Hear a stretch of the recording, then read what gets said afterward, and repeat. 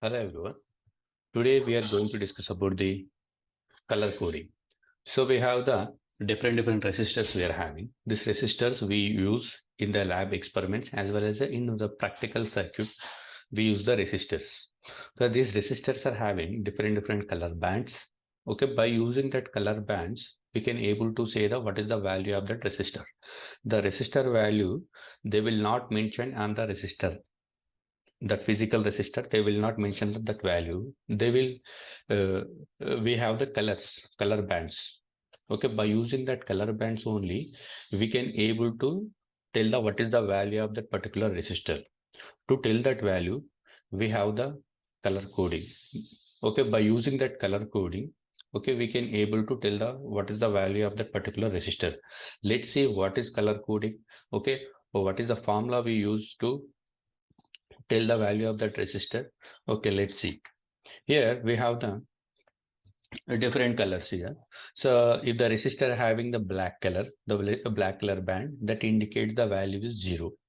Okay, if it is a brown color, then we will indicate with 1. Next, if it is a red, 2. For the orange color, it is a 3. And for yellow color, it is a 4. And for the green color, it is 5. If it is a blue color, it is 6, and it is a violet, 7, and the gray color is 8. And next last one is for the white color, it is 9. And these last colors, gold and silver, are the common colors. Okay, so we can remember this code by BB Roy goes to Bombay via Gateway. Okay, like this we can remember. Okay, here these colors are used to find the value of the resistors. Total there are 9 colors. Okay, you should remember with a shortcut. Just now I said the shortcut. With that shortcut you have to remember. Okay, by seeing that the resistor only you can able to tell what is the value of that resistor, because while doing the lab experiments, okay, you should able to pick up the what is the required resistor with your own. Okay, here we'll see what is a tolerance band here. So if you take the tolerance band, now we have the gold and silver with the tolerance band. It is gold, it is having the tolerance band up, it is a plus or minus 5%. Now if you can see the silver is having the tolerance band up, it is the 10%. Okay, now let's say suppose if there is a one resistor, a resistor is having the 4 band colors. For example, uh, mm, A is a one color band, and B is a one more color band, and C. Okay. Next, this last color is, it is a gold or silver. Okay. So for example, assume that this resistor is having the 3 colors A, B, C, and the last color is gold or silver. So for this, the formula is A, B into last color is the multiplier 10 power C.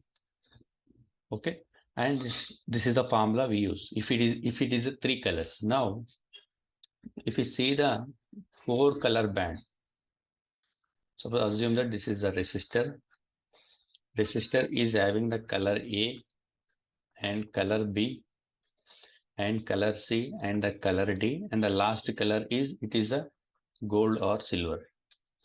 So for this we use the formula is A, B, C into the last color is the multiplier 10 power D. Whatever the value of the D value, that we will write here, ABC into 10 power D. So like this we will calculate the particular value of the resistor. Okay, let's see by taking one practical resistor. Let's calculate. So this is a practical resistor that this resistor we use in the practical circuit as well as in the lab. Okay, if you can see the uh, these colors here, this resistor, this is the resistor. It is having the 3 color bands here: brown, black, red. Okay, 3 band, and that last color is a gold or silver is a common color. Here, what is the this brown? This is indicates the brown. What is the value of the brown here? Brown indicates 1. It is a black. Okay, what is the black color indicates? Black indicates 0. Next, this is the red. Red indicates 2 here. Here red indicates the color 2. Okay, it is a multiplier. Last color is a multiplier. If we apply the formula, we will get AB, that is 1 into 10. Sorry, 1 into 0 into 10 power 2 is equal to, what is the value we will get? We will get 1000. 1000 we will get. So 1000 we can write it as 1 kilo ohm. Okay, so this is the value of the resistor. 1 kilo ohm is the value of the resistor. If the any resistor is having the color bands are brown, black, red, the value of that resistor is 1 kilo ohm. This is a procedure to find out the resistor value. By using these colors, okay, we will apply this formula and we will find out the that particular resistor value. Okay, this particular resistor value is 1 kilo ohm.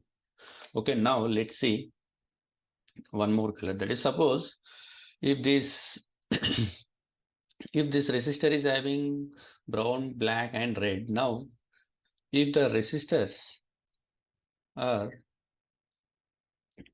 if resistor bands are like this: brown, black, black, and the red, sorry, not red,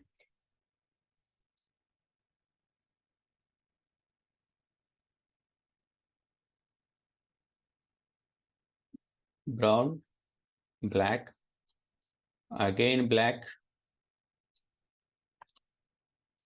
again it is having the black color, and the last one is a brown color and the gold or silver. Suppose if the resistor is having these four band colors, okay, what is the formula we have to use here? So if you can see the color coding, it is a brown color. Brown indicates here, it is what? Brown indicates 1. Next, what about the black? Black indicates 0. So what is the black here? Black indicates again 0. So here brown. Brown means what is our 1? This is the multiplier, last color. Okay, here if you write the value here, 100 into 10 power 1, the value is 1 kilo ohm. The value is 1 kilo ohm. Sorry, 1 kilo ohm, that is, it is 1000 ohms. 1000 ohms or 1 kilo ohm. 1 kilo ohm. Okay, here from this we can observe that if the resistor is having brown, black, red, that value is also 1 kilo ohm, and this 1 kilo ohm resistor is also having the colors brown, black, black, brown. If the resistor is having these four colors, that is also 1 kilo ohm only. If the resistor having brown, black, red, that is also, we can say that is also 1 kilo ohm resistor. Okay, one resistor is having the one different ways of color with the same value.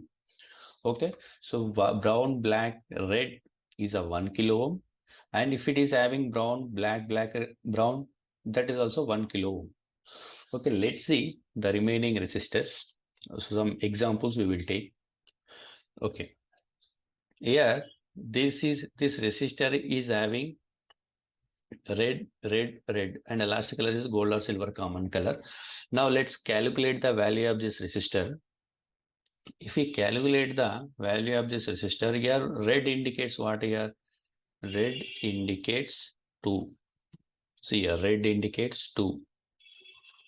Okay, again this red indicates 2, and again this red indicates 2. This 2 is a multiplier. If we apply the formula here, 2 into 10 power 2, here we will get 20 to 100.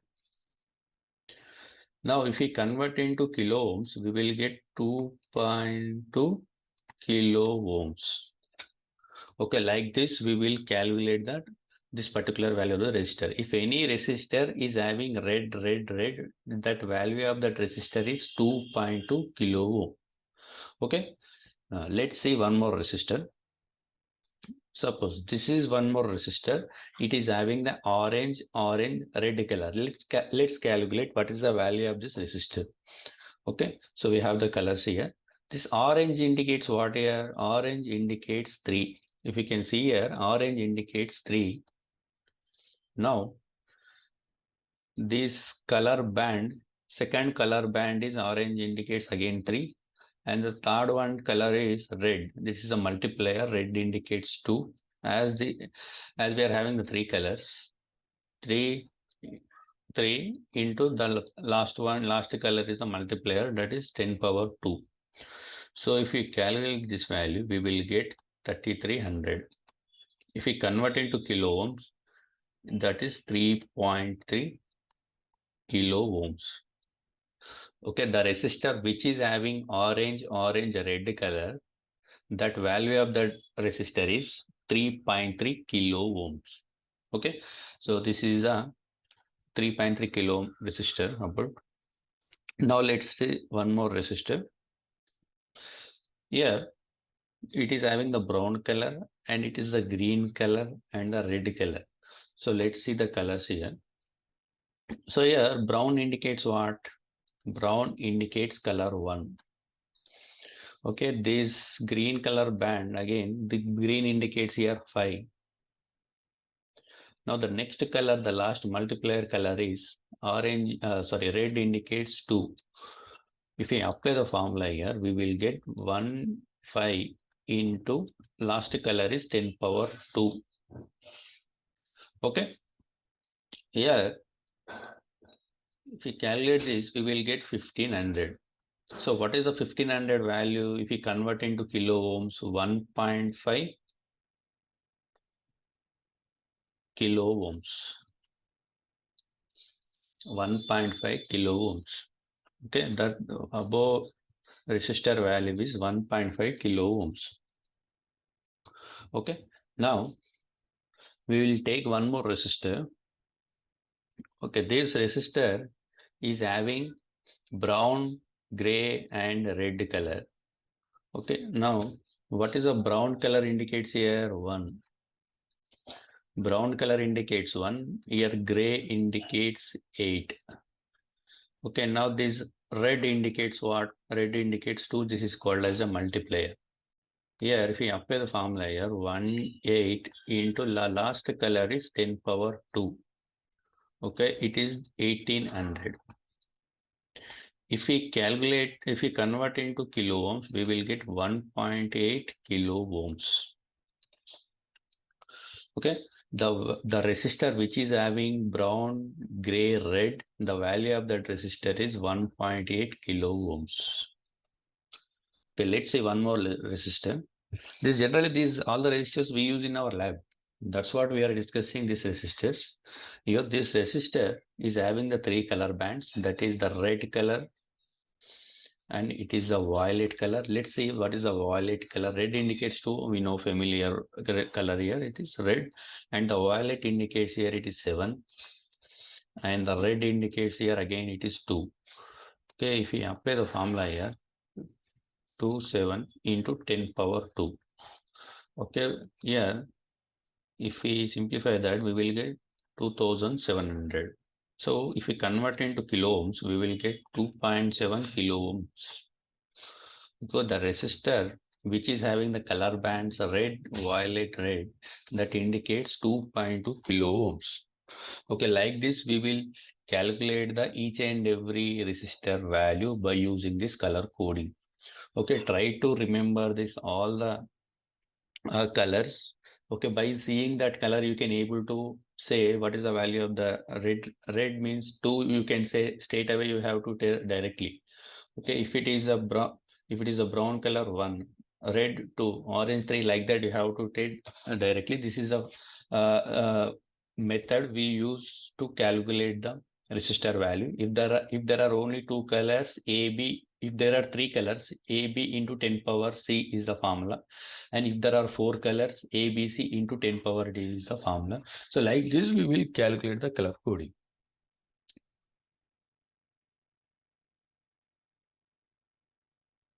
on the breadboard we will see today. So this is called as breadboard. So this upper part and the lower part, these two portions are used to connect the ground connections, and the middle part is used to connect the main circuit. Okay, here if we reverse the breadboard is look like this. Okay, this is the upper part and it is the lower part and it is the middle part. Okay, here if you see the upper part, here metallic sheets are connected in the holes. Okay, these are the holes. Okay, these holes are connected with the metallic sheets. Okay, if we take the upper part here, this upper part is filled with the metallic sheets. These metallic sheets are filled horizontally. And if we take the middle part, in the middle part the metallic sheets are connected vertically. That's why this upper part and the lower parts we will connect horizontally, and whatever the connections we are connecting in the middle part we will connect vertically. And here if you see the breadboard connection here, 1 2 3 4 5, after the 5 parts there is a gap here. That's why we can connect all the resistors either upwards or downwards. There is a gap between upper part and the lower part. And here also you can connect all the resistors 1 2 3 4 5 parts in these 5 parts or in these 5 parts 1 2 3 4 5, because here there is a gap here. If you connect one resistor here, there is a gap between the two resistors. There is no connection. That's why we can connect in this part or in this part. If you take the main circuit here there are in the middle also there are two parts. It is a part 1 and it is a part 2.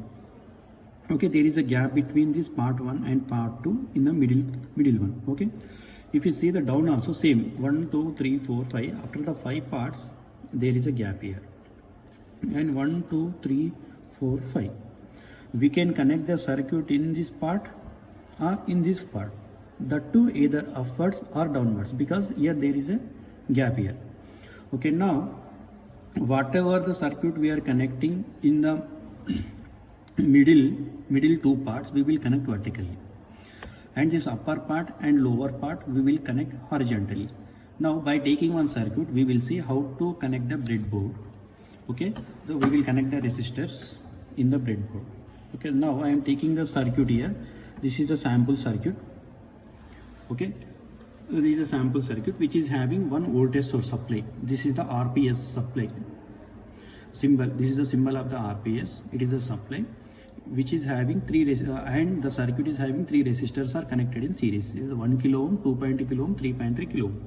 Here RPS positive is connected to 1 kilo ohm, and 1 kilo ohm second terminal is connected to 2.2 kilo ohm resistor, and this 2.2 kilo ohm second terminal is connected to 3.3 kilo ohm resistor, and this 3.3 kilo ohm second terminal is directly connected to the RPS negative, or we can take this RPS negative is connected to ground, and 3.3 kilo ohm second terminal is connected to ground.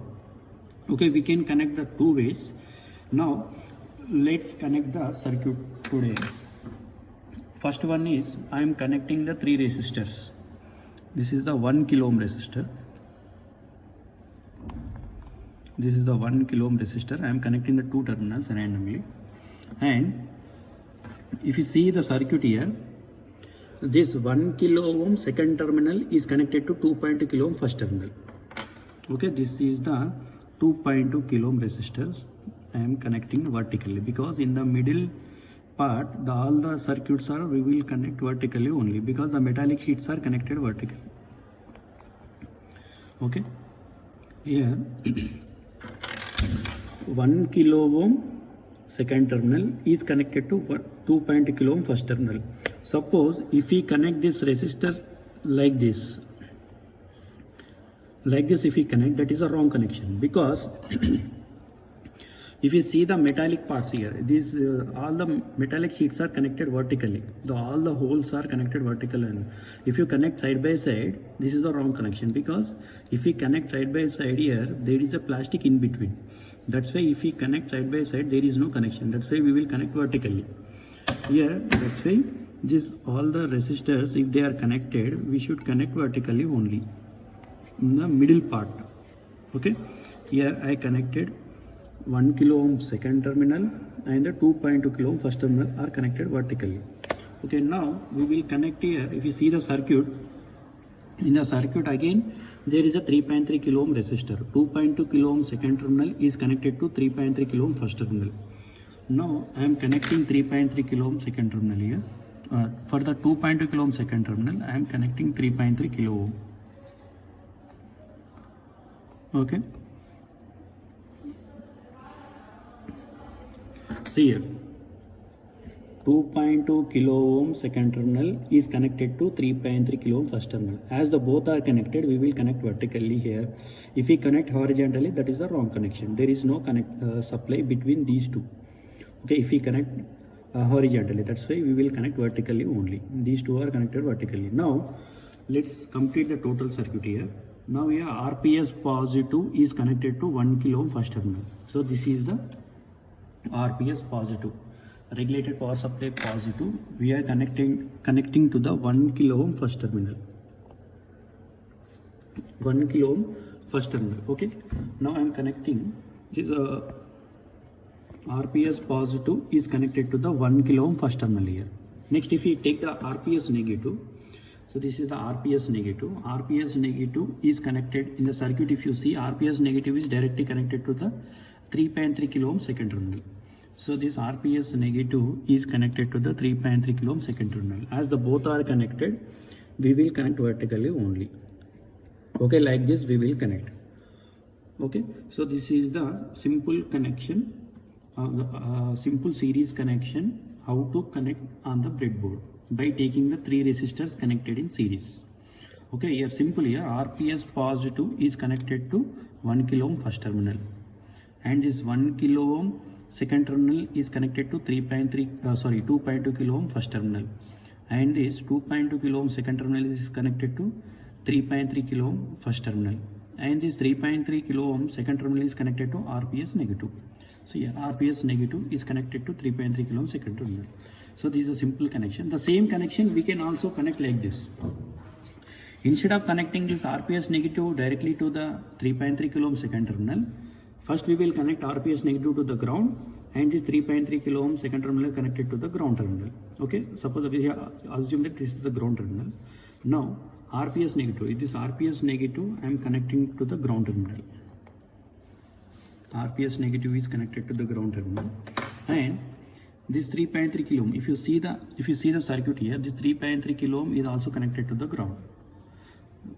So we can also connect like this. As the both are connected, we will connect vertically here, and here connect like this horizontally. Here I am connecting horizontally. So if you see the breadboard here, this upper part and down part are connected horizontally only. That's why we are connecting horizontally. This RPS negative is connected to the ground, and this 3.3 kilo ohm second terminal is connected to ground. So like this we will use the breadboard to connect all the circuits. Okay, this is the series connection. Now let's see one more connection. Okay, now let's see one more connection here. If you see the one more circuit, this is the one more circuit. Now we will try to connect here.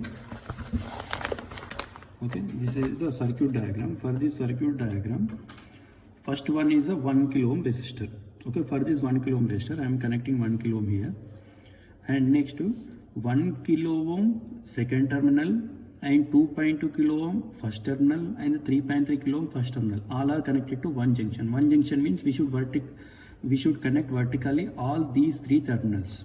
Now let's connect here. 1 kilo ohm second terminal and the 2.2 kilo ohm first terminal. 2.2 kilo ohm second terminal. Okay.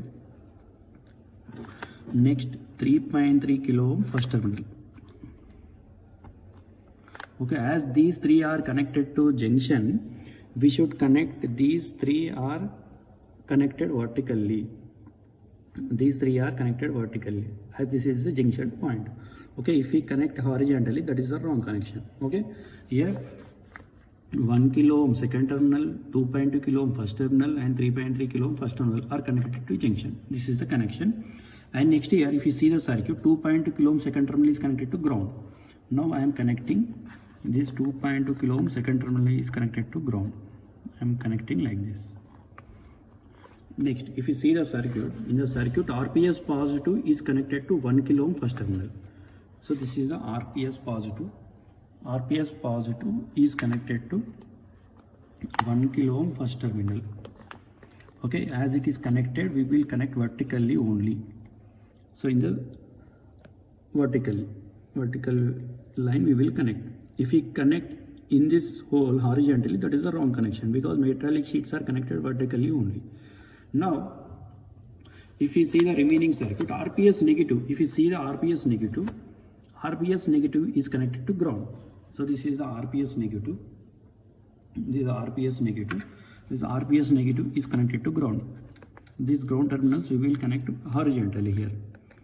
Okay, now if you see the remaining circuit, ammeter positive, this is the ammeter positive is connected to 3.3 kilo ohm second terminal.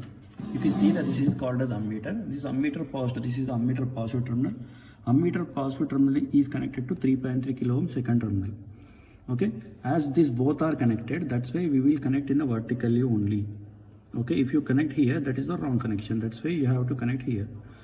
Next, ammeter negative, if you take the ammeter negative here, so this is the ammeter negative, this is the ammeter negative terminal. This ammeter negative terminal is also connected to the ground terminal. As it is connected to ground, we will connect here. Okay, this is the circuit, this is the circuit. Okay, this circuit we will connect breadboard in this way. Okay, suppose this is the ground connection. If you connect these terminals here after 1, 2, 3, 4, 5, so here there is a partition here. If you connect any one terminal, if you connect here, that is the wrong connection, because all the terminals are connected in these 5 parts or in these 5 parts, because there is a gap here. That too we can connect either upwards or downwards. Okay, there is a gap between upper holes and the down holes. That's why we will connect the circuit either upwards or downwards. This is a simple breadboard connection, how to connect the circuit. Hello everyone. Today we are going to conduct the PN junction diode characteristics experiment. In this we are going to observe the forward bias characteristics as well as the reverse bias characteristics. This is the circuit diagram of forward bias. This is the PN junction diode. Okay, this is the diode. Okay, it is a diode. It is the diode having the 2 terminals. It is a P type and a N type. It is the anode and it is a cathode. Okay, now here for this circuit diagram, for the diode we are connecting one resistor connected in series, that is 1 kilo ohm resistor, and it is the RPS positive and the RPS negative, and this voltmeter is used to measure the voltage across this diode, and this ammeter is used to current passing through this diode. We are using this ammeter. Now let's connect the circuit. Here this is the diode. 1 kilo ohm second terminal is connected to diode P type here. As the both are connected, we should connect vertically only. Okay, now RPS positive. Now this RPS positive is connected to 1 kilo ohm first terminal. RPS positive is connected to 1 kilo ohm 1 kilo ohm first terminal. Next, RPS negative. RPS negative is connected to ground. Now I am connecting RPS negative is connected to ground. Next, voltmeter. Here if you see the diagram, voltmeter is positive is connected to diode P type and the voltmeter negative is connected to diode N type. Okay, here voltmeter positive connect here. Okay, next voltmeter negative is connected to diode N type. Okay, across this diode we are connecting one voltmeter. Okay, next ammeter positive. Here ammeter positive is connected to diode N type here. Okay, next this ammeter negative is connected to ground. Ammeter negative is connected to ground. Okay, so if you see the junction point here, this is 1 kilo ohm second terminal, this diode P type and the voltmeter positive, 3 terminals are connected to junction point. That's why here there are 3 terminals here. 1, 2, 3 terminals are connected to a junction point. If you see the ground terminals, RPS negative and the ammeter negative is connected to ground. These two terminals are connected to ground. Here, instead of connecting these two terminals are connected to ground, we can connect this RPS negative, we can connect directly to the ammeter negative. We can connect in this way. Okay. Now, if we vary the RPS value here, now I am increasing the RPS value and we will see the voltmeter forward voltage and the forward current. How we will get the values we will see here. Now I am increasing the RPS value slowly up to we will get 0.1 volt in the voltmeter. Here the forward I am increasing the RPS value and we are getting 0.1 volt forward voltage. At 0.1 volt of the forward voltage we are getting the forward current is 0. Again slowly I am increasing the RPS value. Okay, so here at 0.2 volts, at exactly at 0.2 volts we are getting the 0 here. And again if you increase the RPS value further here, at exactly 0.3 volts we are getting the forward current is 0 only. There is no conduction here. If you increase the RPS value further here we are getting the 0.4 volts. At 0.4 volts there is a slight decreasing, but here there is no change here. 0 volts, 0 milliamps only. At 0.4 volts of the forward voltage we are getting the 0 milliamps of forward current. Up to 0.4 volts there is no conduction. At 0.5 volts, okay, if you increase the RPS further here, okay, at 0.5 volts here there is a slight increasing the ammeter value here. At 0.5 volts of the forward voltage, if you increase the RPS value we will get here 0.5 volts. At 0.5 volts of the forward voltage we are getting the 0.6 milliamps of current. There is a slight increasing. Okay, now at 0.6 volts, okay, at 0.6 volts we are getting around 3.5 milliamps of current we are getting forward current. At 0.6 volts, okay, we are getting 3.6 milliamps. Okay, now if you increase the current further here, if you increase the RPS further, here we will getting 0.7. Okay, for the if you increase the RPS, here we will get the 0.7. For the 0.7 volts, we will get the current here. We will take the maximum current. Here there are different currents we are getting, but if you increase the RPS further, we are getting the different of the currents here. We will take the maximum current here. Okay, we will take around 25 milliamps. It is enough. Up to 25 milliamps of reading we can enough. At 25 volts of the supply voltage, 0.7 volts. For the 0.7 volts, we are getting the maximum 25.2 milliamps. For the supply voltage is 25. From this we can say that up to 0.6 volt there is a slight increase in the current. At 0.7 volts, the current is increasing drastically in the forward bias. From this we can say that the cut-in voltage of the silicon, this diode is a silicon diode. For the silicon diode, the cut-in voltage is 0.7 volts. Okay, for the 0.7 volt the diode starts conducting. Cut-in voltage means the voltage where the diode starts conduct is called as a cut-in voltage. In the forward bias at exactly 0.7 volt the current is increasing drastically. This is about the forward bias. If you see the whatever the values we got up to now, if you note down this, we are getting this is a supply voltage and it is a forward voltage, it is a forward current. At 0.1 volts we are not getting any value. 0.2 volts also no value. 0.3 volts no value. 0.4 volts there is a slight increasing. At 0.5 volts also there is slight increasing the value. At 0.6 volts we are getting this 10.2 milliamps. Okay, so you may get the nearby 10.2. okay, there is it is not necessary to get exactly 10.2. You may get the nearby 10.2. so if you increase the supply voltage again we will get 0.7 volts. At 0.7 volts the the forward current increases drastically. Okay, this current also you will get nearby this value. Okay, there is not necessary to get the exactly this value. Okay, from this we can, if you increase the RPS further here, there is no increasing this voltage. This 0.7 volts is the last for the PN junction diode. Okay, so this is about the forward bias. In the reverse bias, just we will reverse the terminals here.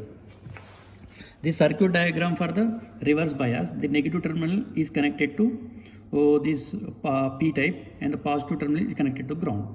Okay, now if you reverse the terminals, just reverse the terminals here and remove this ammeter value and connect this microamps value here, because we use microammeter to measure the current. If each and every connection is same, just replace the milliamps meter by microamps meter, because in reverse bias we will get the very small currents. That's why we will use the microamps. In the forward bias we use milliamps, in the reverse bias we use microamps. The connections are as it is, just reverse the RPS terminals. If you reverse the RPS terminals, we will get RPS negative. RPS negative is connected to 1 kilo ohm first terminal here. RPS negative is connected to 1 kilo ohm first terminal, and the RPS positive is connected to ground here. And connecting RPS positive is connected to ground. Okay, this is the reverse bias connection. Now if we increase the RPS value here slowly, each and every connection is same, just we are replacing the RPS terminals. Negative is connected to 1 kilo ohm first terminal and RPS positive is connected to ground, and we are replacing milliamps by microamps. Now I am increasing the RPS value here at 0.1 volt of the reverse voltage. We are getting at 0.1 volt, we will get 0.1 volt microamps. Okay, now at 0.2 volts of the reverse voltage, we will get 0.2 microamps of the current we will get. Now if you increase the value further, so like this, if you increase we will take the 1 volt here. If you take the 1 volt here, for the 1 volt, okay, the reverse voltage we are taking 1 volt. The reverse current also we are getting 1 microamps. Next, if you increase the RPS further at 2 volts, reverse voltage of 2 volts, the reverse current we are getting 2 microamps only minus. And if you take the voltage is 3 volts here, if you take the voltage, the microamps current you are getting 3 microamps. Now if you take the voltage up to 4 volts here, if you take the reverse voltage, I am taking 4 volts. If it is for 4 volts, the reverse current also you are getting the 4. We will get the linear characteristics here. If you take the 5 volts, you will get the 5. If you get the 6 volts, if you take the 6 volts, okay, here for the reverse voltage of the 6 volts, the reverse current is also same. Like this, we will get the linear characteristics in the reverse bias. This is about the forward bias and reverse bias characteristics of the PN junction diode. If you see the reverse bias characteristics, the table, this is the reverse bias table. Okay, in the reverse bias, it is the applied voltage and it is the reverse voltage and it is the reverse current. All we will get the same here, because in the PN junction diode we will get the linear characteristics, reverse bias. Okay, now if you see the if we draw the graphs for the forward bias and reverse bias, we will get the graph like this. Up to 0.7 volts, there is a small increase in the current. After 0.7 volts, the current increasing drastically. For the reverse bias, we will get the linear characteristics. For the forward bias and reverse bias, this reverse bias characteristics we have to draw in the third quadrant, as we get the negative values here. Okay, it is a -1, -1, -2, -2, -3, -3, -4, -4. Like this, we will get the linear characteristics. This is about the forward and reverse bias characteristics of PN junction diode. Hello everyone. Today we are going to conduct the GNR diode experiment. In the GNR diode, first we will see the forward bias of the GNR diode. This is the GNR diode circuit diagram. In this diagram, if you see the diagram, there is a supply and it is a GNR diode. The GNR diode, the voltage across the GNR diode we will measure by using this voltmeter. The voltmeter range is 0 to 50 volts or 0 to 30 volts we can take. And it is an ammeter. This ammeter is used to measure the current passing through this GNR diode. The range of this ammeter we are taking 0 to 200 milliamps, and it is a 1 kilo ohm resistor that is connected in series with the GNR diode. Now let's connect the GNR diode, the circuit diagram connections on the breadboard. So first I connected 1 kilo ohm resistor. For this 1 kilo ohm second terminal, I am connecting GNR diode anode. So if you see this is called as a GNR diode. This black color indicates the cathode and this remaining color indicates the anode of the GNR diode. Now here anode of the GNR diode is connected to second terminal of the resistor, 1 kilo ohm resistor. So I am connecting like this here. Connecting means we should connect vertically only here. These both are connected. As these both terminals are connected, I am connecting vertically here. Okay, as these both are connected, that's why I am connecting vertically. Now if we complete the remaining circuit, RPS positive. If you see the RPS positive, this is called as the RPS positive. This is the RPS positive. RPS positive is connected to 1 kilo ohm first terminal. Okay, 1 kilo ohm first terminal. Okay, RPS positive is connected to 1 kilo ohm first terminal. Connected means we should connect vertically. Next, this RPS negative is connected to ground. This is the RPS negative. RPS negative I am connecting to the ground. Okay, ground terminals we should connect here. Okay, I am connecting to the ground. Next, this part completed. Next we will connect the voltmeter. Voltmeter positive is connected to GNR diode anode. Okay, this is the voltmeter positive. This voltmeter positive is connected to GNR diode, this junction only, anode, and this voltmeter negative is connected to GNR diode anode. Cathode. Here it is cathode. Across the GNR diode, we should connect the voltmeter. I am connecting the voltmeter across the GNR diode. Okay, so if you see the these terminals here, in this terminal, how many terminals are connected? Resistor second terminal and the GNR diode anode and this voltmeter positive. 3 terminals are connected. That's why if you see the junction point, there are three terminals. 1, 2, 3. 3 terminals are connected to junction point. Now, next one we will connect ammeter here. Ammeter positive is connected to this GNR diode cathode. Okay, that's why if it is connected means we should connect vertically. So this is ammeter terminal. Ammeter positive is connected to cathode of the GNR diode. This ammeter positive I am connecting to the cathode of the GNR diode. Next, ammeter negative I am connecting to the ground. Ammeter negative I am connecting to the ground. Okay, ammeter negative I am connecting to the ground. Here, this instead of connecting this ammeter negative to the ground and this RPS negative to the ground, you can connect directly RPS negative to the ammeter negative directly. That is your wish. We will get the same values. This is the circuit diagram of the GNR diode that is in the forward bias. Now, by increasing the RPS values, now we will see what are the values we will get. That we will see now. Now I switched on the two meters here, ammeter, voltmeter and the RPS. I switched on this. Now I am increasing the RPS value slowly. Now I am increasing the RPS value. Now we are getting the, in voltmeter I am getting 0.1. At 0.1 we are getting the 0 value here. Okay, next, if it is 0.2, then also we are getting the 0. Now I am slowly increasing the RPS value. If the RPS value is increasing continuously up to 0.3 volts, the voltmeter is showing 0.3 volts. At 0.3 forward voltage, but the forward current, that is the GNR diode forward current is 0. Again I am increasing the RPS voltage up to we will get the 0.4 volts in the voltmeter. Okay, at 0.4 volts also we are getting the ammeter value is 0. Okay, now if we increase the RPS value further, okay, up to here we are getting the 0.5 volts. Here we are getting the 0.5 volts, but there is no change in the ammeter value. So from this we can say that the GNR diode will not conduct up to 0.5 volts.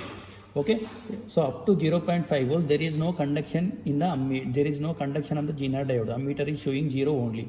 Now if I increase further, it exactly, so if you increase at 0.6 volts, there is a slight increase in the current here at 0.6 volts.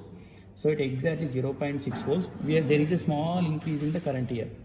Okay, there is a small increasing, that is 0.1 milliampere of current we are getting. Again, if you increase further, okay, at 0.7 volts, okay, at 0.7 volts, the ammeter is drastically, the ammeter value increasing drastically. So from this we can say that the cut-in voltage of this diode is, this is the silicon diode, it is we are getting at exactly 0.7 volts, it starts conducting. Okay, the cut-in voltage of this is of this particular diode is 0.7 volts. The cut-in voltage is nothing but the voltage where the diode starts conducting is called as a cut-in voltage. Okay, so it is a 0.7 volts and the ammeter value, this is the ammeter value, it starts increasing. Okay, now if you see the values here, if you see the values here, these are the values we are getting. Up to 0.5 volts there is no conduction. Okay, at 0.6 volts there is a small increase in the value. At 0.7 volts the current increases drastically. Okay, so this is about the GNR diode forward bias. Now we will see about the reverse bias of the GNR diode. Okay, if you see the GNR diode circuit, just reverse the supply terminals. So here it is RPS positive. So it is RPS positive and it is a RPS negative. The RPS positive here, RPS negative is connected to 1 kilo ohm first terminal. Just from forward bias to reverse bias, just I am interchanging the RPS terminals here. Just I am interchanging the RPS terminals. If you interchange the RPS terminals, we will get the circuit like this. RPS positive is connected to ground now. RPS positive is connected to ground. RPS positive is connected to ground and RPS negative is connected to 1 kilo ohm first terminal. Now we will vary the RPS here. Now we will see what are the responses we will get in the reverse bias. Now that GNR diode is in reverse bias condition. Now we'll see. So here at GNR diode, at reverse voltage is 1 volt. At reverse voltage is I am taking the 1 volt, but the current it is showing 0 only. Now I am increasing the RPS. Up to we will get 2 volts in the voltmeter. Up to it will show 2 volts. Here at reverse voltage is 2 volts. At reverse voltage of 2 volts, but the reverse current is 0. Now we will increase the RPS continuously again up to 3 volts in the voltmeter. Okay, reverse voltage is 3 volts here. Sorry, reverse voltage is 3 volts. Now at reverse voltage of 3 volts, again the reverse current is 0 only. Now if I increase the RPS further, but at this 4 volts, exactly at the 4 volts, the reverse voltage is at 4 volts, there is a slight increasing the ammeter here. At 4 volts the current we are getting 0.8 milliamps. Now again if you increase the further here, okay, so after 4.7, at 4.7 volts, okay, we are getting the current is 9 volts. Again if you increase the RPS further, okay, so here RPS, we are increasing the RPS value and the current value is changing, but there is no change in this voltmeter value. Okay, so it is 4.8 only.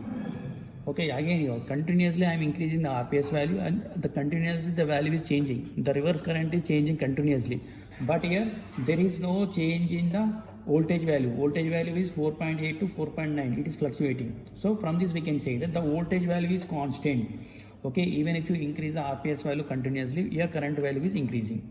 Okay, so if you see the values here the reverse voltage is up to 3 volts, there is no conduction. At exactly 4 volts, the slightly there is increasing in the current value in the reverse direction. But at exactly at 4.7 volts, we are increasing the RPS value continuously, but the voltage value is not changing. It is constant.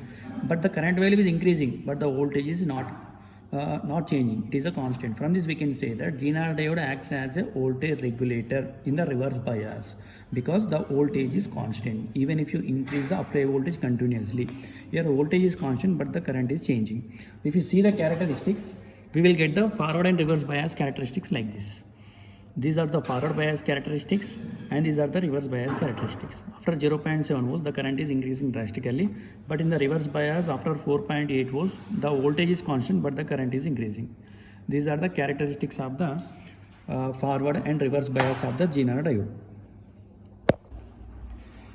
Now we will discuss about the regulations with varying the input voltage. So in the last lab experiment, we have seen that the GNR diode acts as a voltage regulator in the reverse bias. So we have the two regulations. One is a line regulation and one more is a load regulation. Okay, so now today we will discuss about the regulation with varying the input voltage. This is called as a line regulation. In this regulation, this is the regulation diagram. This GNR diode we are connecting in the reverse bias because GNR diode acts as a voltage regulator in the reverse bias only. This is the supply voltage and this is the 1 kilo ohm resistor and this is the fixed resistor 470 ohms and this is the voltmeter used to measure the load voltage. Here input voltage is a variable and the load resistance is fixed one. Okay, we will keep the 470 ohm resistor constant only, and we will vary the input voltage. So here input voltage via supply voltage is variable, but the load resistance RS or a load resistance is constant here. Okay, load resistance is constant. Okay, we will connect the circuit as per the circuit diagram. GNR diode. So GNR diode cathode is connected to 1 kilo ohm. 1 kilo ohm second terminal is connected to GNR diode cathode. So I am connecting here. If it is connected means we will connect vertically.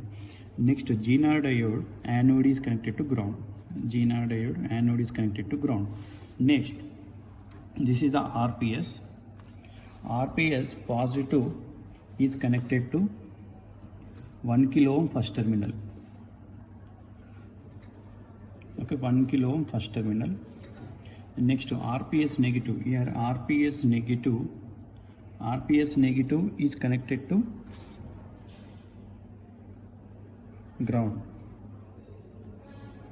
RPS negative is connected to ground. If you see the diagram, here RPS positive is connected to 1 kilo ohm first terminal. That's why I am connecting RPS positive to 1 kilo ohm first terminal. Next, here RPS negative is connected to ground. So here RPS negative, this is RPS negative is connected to ground. Next, if you see the circuit diagram, next we will connect the 470 ohm resistor. So instead of taking the 470 ohm resistor, here we are taking the DRB. This is called as the DRB, decayed resistance box. By using this decayed resistance box, we can take the different resistor values. We can vary the resistors by using this DRB. Okay, now this is a DRB first terminal and it is a DRB second terminal. So for this I am taking the 470 ohms. So there are different knobs here. Okay, 1 2 3 4 into 100 400 plus it is 70, we required 70. Okay, it is 7 into 10 470 total. 400 plus 10 into 7 70, 4 into 100 400 plus 70, total 470 ohm resistor. So here 470, if you see the diagram, in the diagram 470 ohm first terminal is connected to this junction point, and this 470 ohm second terminal is connected to ground. Okay, this 470 ohm first terminal is connected to the junction point. Okay, next 470 ohm second terminal is connected to ground. This is the ground terminal. Okay, next we will connect, if you see the circuit diagram, next we will connect the load voltage. Okay, load voltmeter is used to connect the load voltage. This is called as a voltmeter. Okay, this voltmeter positive terminal is connected to junction common point. Now I am connecting the voltmeter positive to this common point. Okay, next we will, if you see the circuit diagram, in the circuit diagram voltmeter negative is connected to ground. Voltmeter negative is connected to ground. So this is the total circuit diagram. So see here, if you see the circuit diagram, in the circuit diagram resistor second terminal and this GNR diode cathode and the 470 ohms first terminal and this voltmeter first terminal all are connected to this common point. So it is a junction point. So if you see here 1 2 3 4 terminals, here it is 1 2 3 4 terminals are connected vertically in junction point, because this is a common point for this all the terminals. Next, if you see the ground terminal, RPS negative and this GNR diode anode and the 470 ohm second terminal and this voltmeter negative all are connected to ground. Here 1 2 3 4 terminals are connected to ground and these 4 terminals are connected to junction point. Next, RPS positive is connected to 1 kilo ohm first terminal, and this RPS negative is connected to ground. RPS negative is connected to ground. So this is a total circuit diagram we connected on the breadboard. So in this, the first one is here connected to ground here. The first one is here. This voltmeter positive, here we will connect to this common point. Voltmeter positive is connected to this common point here. and voltmeter negative is connected to ground. Okay, in the junction total 4 terminals and the ground total 4 terminals. Okay, so the experiment procedure is, first we will switch on all the equipment here, the voltmeter and the RPS, we will switch on the supply, and after that slowly vary the input voltage by taking the DRB is a constant. Okay, by taking the DRB is a constant value, that is 470 ohms, and we will vary the RPS value. Okay, we will vary the RPS continuously, and we will note down all the voltmeter values. Okay, by keeping the DRB is a constant. This regulation is called as line regulation. Okay, now we will increase the voltage here. Okay, now I am increasing the voltage here.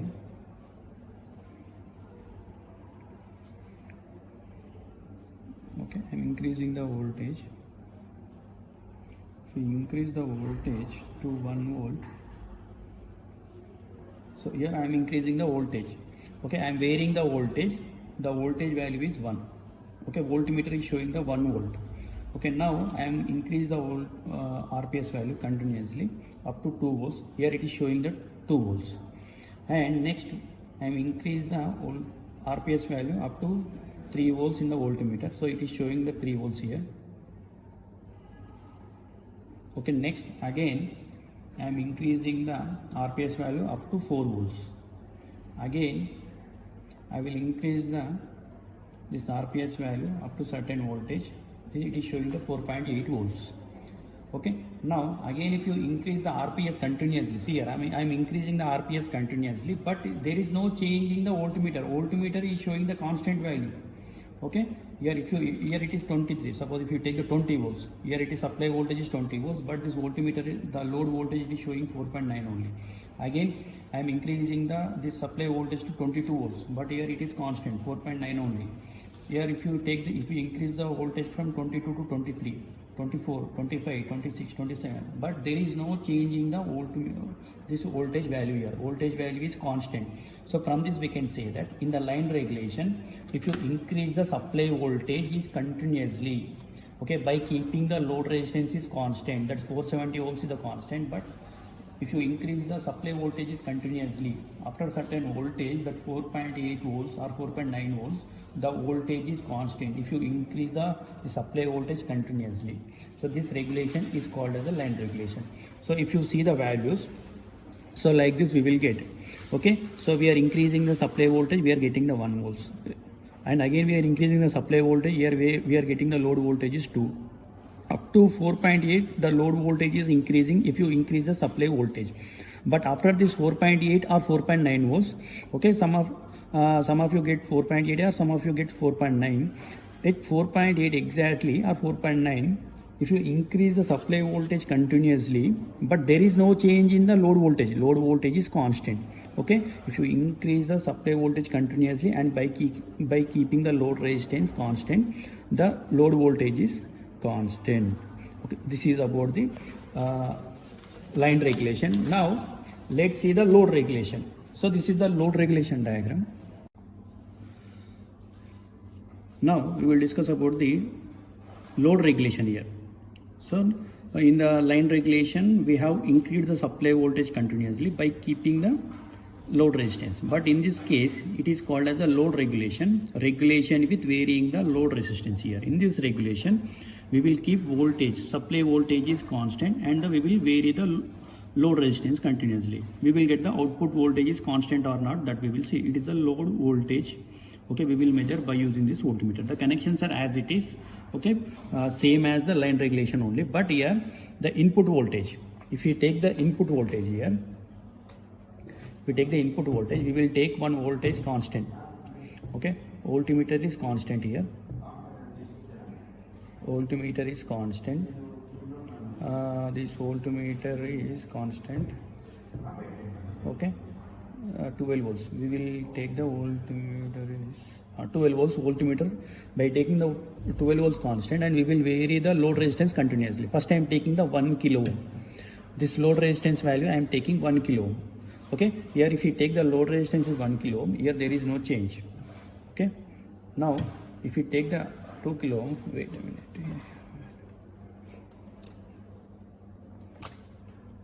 So we have to insert the wires properly, then we will not get the value. Okay, here first I am taking 1 kilo ohm here. If you take 1 kilo ohm, I am getting 4.5 volts here. Okay, 4.5 volts. Now if I increase the DRB value from 1 kilo ohm to 2 kilo ohm, I am increasing this 1 kilo ohm to 2 kilo ohm, I am getting the same 4.7 volts. Okay, now if I am increase the value here, so here I am getting 4.7 volts only. Now I am increasing the load resistance from 3 kilo ohm to 4 kilo ohm. Okay, here there is no change in the voltmeter load voltage value. Load voltage value is same. Again, if I am increasing the DRB value from 4 to 5, okay, here the voltmeter value is same. Now I am increasing the load resistance value from 5 to 6, 6 to 7. If you increase the load resistance value continuously, here this load voltage is constant by keeping the supply voltage is constant here. Here we are taking the supply voltage is 12 volts, but we are increasing the load resistance continuously. Okay, with this up to 4.7 volts there is a change in the voltage, output voltage, load voltage, but after 4.7 volts, if you increase the load resistance continuously, there is no change in the load voltage. Load voltage is constant if you increase the continuously the load resistance. By keeping the supply voltage is constant, this regulation is called as a load regulation. Okay, in the two regulations, in the first one is a line regulation. In the line regulation, we are increasing the supply voltage continuously by keeping the load resistance is constant. In that case also we got the constant voltage. Here we are keeping the supply voltage is constant, but we are increasing the load resistance continuously. In this case we are getting the output voltage is constant. This both the regulations are we are conducting in the reverse bias of the Zener diode. First one is the line regulation, this is the load regulation. This is about the load regulation. In this load regulation, if you observe the values, so these are the values we got. At 1 kilo ohm we got one value, and at 2 kilo ohm we got 4.6 volts, at 3 kilo ohm 4.7 volts, at 4 kilo ohm 4.7 volts. Continuously we are getting the same values. Okay, so if you see the characteristics, of the this Zener diode, in the forward bias up to 0.7 volts there is no conduction. After 0.7 volts it starts conducting, okay, drastically. But in the reverse bias up to 4.7 volts we are getting the very small current here. Okay, after 4.7 volts, okay, current is increasing, but the voltage is constant here. We are getting the voltage is constant. Here voltage is constant, but the current is increasing. What is that voltage here? Here we will get 4.7 volts. In the both the regulations, line regulation and load regulation also, we will get the same. Okay, this is the forward bias and reverse bias characteristics of Zener diode. Okay, this current we will find out, this load current we will find out by using I is equal to V by R. Okay, V value is 4.5 and the R value is 1 kilo ohm. Like this we will calculate the load current. This is about the line current and load current. In both the regulations, the output voltage is constant. Okay, this is about the regulations. Hello everyone, today we are going to conduct the half-wave rectifier experiment. Okay, this is a circuit diagram of the half-wave rectifier. In this half-wave rectifier, what are the waveform we are getting, which waveform we are giving to the input, and how we are getting the output waveform. First of all, rectifier is a device which convert AC to pulsating DC. So we will see the pulsating DC in the DSO, digital storage oscilloscope. Okay, so by connecting this circuit, we will give the input supply and we will get the output supply here. Okay, input we are giving the AC, output we are getting the pulsating DC. If you see the diagram, this is called as a transformer. We are using step down transformer here. Step down transformer is used to decrease the voltage. We are giving the input supply voltage AC, and it is a PN junction diode.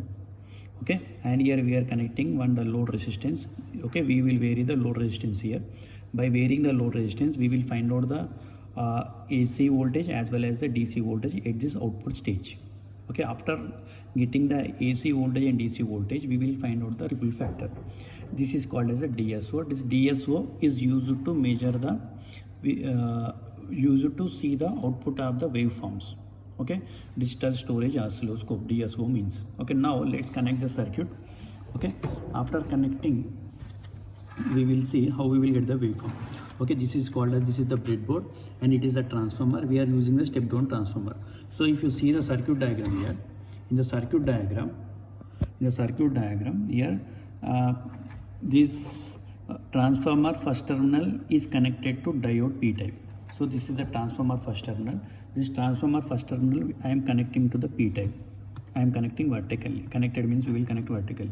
Next, the transformer second terminal I am connecting to the ground. So the transformer second terminal is connecting to the ground here. Okay, now let's connect the load resistance here. Load resistance first terminal is connected to the PN junction diode N terminal. Okay, so this is called as a DRB. Okay, by using the DRB I am connecting, I am increasing the load resistance values. Okay, so now keep all the resistor values in the minimum position. So now this DRB positive terminal, the first terminal, I am connecting to the PN junction diode N type. DRB first terminal I am connecting to the PN junction diode N type, and this DRB second terminal is connected to the ground. So this is the second terminal of the DRB decayed resistance box. I am connecting to the ground here. Connect to the ground. Okay, this connection is completed. Next, there is a voltmeter here. This voltmeter is used to measure the voltage at AC as well as the DC voltage. Okay, that's why to measure at a time at the output stage, as it is a pulsating DC, we have some AC quantity as well as the DC quantity at the output. That's why to measure the AC and DC, I am taking the multimeter here. Okay, so in the multimeter there is a point. This point, this is the voltage at AC. Okay, by keeping this knob in this position, we can measure the voltage at DC. Now if we keep the knob position in this position, that is we will measure by using DC we will measure at this point. Now we will connect the voltmeter here. For this multimeter we will connect across the this diode. The multimeter positive and the multimeter negative. This is the multimeter positive. Okay, this multimeter positive is connected to, instead of voltmeter I am using the multimeter. This multimeter positive is connected to the multimeter positive is connecting to the junction point here, that is PN junction diode second terminal, that is cathode. For the N terminal we are connecting. Okay, next this multimeter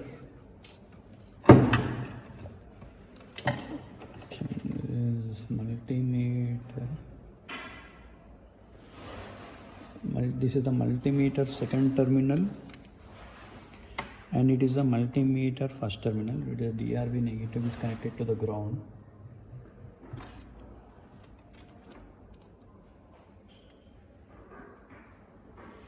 Okay, here is the multimeter first terminal and multimeter second terminal. I am connecting multimeter second terminal to the ground.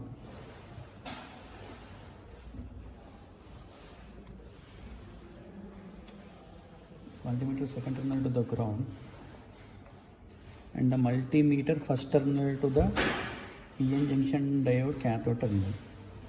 And here if you see the this DRB positive, DRB positive is connected to junction point. This is a DRB positive. Okay, so this is a circuit connection. See here, if you see the circuit connection here, this is a transformer. Transformer first terminal is connected to the PN junction diode anode terminal. Here I am connecting to the anode terminal. Next, anode terminal. Next, this transformer second terminal is connected to the ground. Next, this PN junction diode, this cathode, and the DRB first terminal and the voltmeter first terminal are connected to one junction. That's why there are three terminals. 1, 2, 3 terminals are connected to junction. These terminals are this PN junction diode N type, and it is a DRB positive first terminal, and it is a multimeter first terminal. These all are connected to junction point. If you see the ground terminal, in the ground terminal, transformer second terminal and the DRB second terminal and the multimeter second terminal. These three terminals are connected to ground. There are 3 ground terminals, and it is a junction terminal, and this is the remaining circuit. Okay, now here output, this is a DSO terminal here. Okay, by using the digital storage oscilloscope, we will see the output of the waveform. Output waveform we will observe in the digital storage oscilloscope. This is called as a digital storage oscilloscope. Okay, in this, by using this digital storage oscilloscope, we will observe the waveforms. Now, whatever the input we are giving, first we are giving the AC input. Okay, now we will see whether we will get the AC input or not. That we will see here. Okay, now if we connect the CRO probes at the input side, I am connecting the CRO probes at the input side. Input we are giving AC here. Okay, whether we will get the AC waveform or that we will see. Okay, now if you see the DRO here, okay, here there is a auto button. If you press the auto button, automatically whatever the input terminal is there, input we are giving AC, it is alternating current here. It is see here AC, alternating current, positive half cycle, negative half cycle. Okay, it's a positive, negative, positive. It is a AC waveform we are getting. We are giving the input. We are giving which one input we are giving AC. So that waveform we will observe on the DSO. Okay, so where we have to observe the output here, output we have to observe across this load resistance. Okay, this load resistance means at this junction point and its ground terminal. Okay, as it is a common terminal, so at the junction point I will connect the DSO first terminal and the DSO second terminal to the ground, and by connecting like this I will observe the waveform at the output. Now this is called as a one more probe I am taking to see the output of the waveform here. Here by connecting at the junction DSO first terminal and this DSO second terminal. Okay, now if you again we have to press the auto button. If you press the auto button here, we will get the DC here. Okay, so in this is the pulsating DC. Only positive half cycle is conducting, negative half cycle is 0. Positive half cycle is conducting, negative half cycle is 0 here. Okay, so if you see here, if you take the positive half cycle, it is conducting. In the negative half cycle, it is 0. Again, if you take the positive half cycle, in the positive half cycle, we are getting the waveform. Positive half cycle is processing to the output, but the negative half cycle is 0. So from this we can say that in half wave rectifier, only positive half cycle is processing to the output. Negative half cycle is 0. That's why the name of the rectifier is half wave rectifier. Okay, here we are getting the pulses.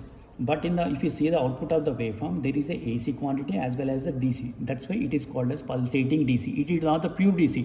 If we take the pure DC, we will get the straight line. In the pure DC, we will get the straight line. But here we are getting the pulses. That's why it is called as a pulsating DC. In the pulsating DC, there is a AC quantity as well as a DC quantity. Okay, these are all the, called as ripples. These ripples we will remove by using the filters. Now, how much amount of ripples present in the output of the waveform? Because the ripples are ripples means what? There is a AC quantity is there. AC quantity is unwanted quantity, because it is a DC means we should get pure DC. Okay, but here we are not getting the pure DC. There is a AC quantity we are getting. This AC quantity is called as the ripples here. These ripples, how much amount of ripples are present in the output of the half wave rectifier, that we will find out by using the ripple factor. Okay, that ripple factor we will find out by using the formula ripple factor is equal to VAC by VDC. Now we will find out the VAC value and VDC value by using this multimeter. Okay, here I am connecting this multimeter here. Multimeter, where we are connecting the multimeter, if you see the output circuit diagram here, this DSO, okay, this DSO we are connecting across this one terminal at the junction and the one more terminal to the ground.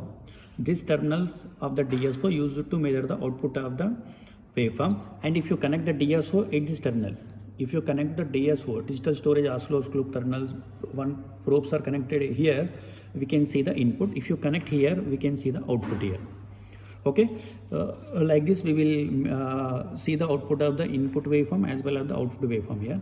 Now ripple factor we will measure. First we will to find the ripple factor, we require VAC as well as the VAC. This is the ripple factor formula. Ripple factor is equal to VAC divided by VDC. That's why we have to find out VAC and VDC. Okay, by using this voltmeter, okay, we will measure VAC as well as VDC. To measure VAC and VDC, that's why I am using at a time. That's why I am using multimeter here. Okay, now we are not using we are not connecting any load. Okay, at no load we are getting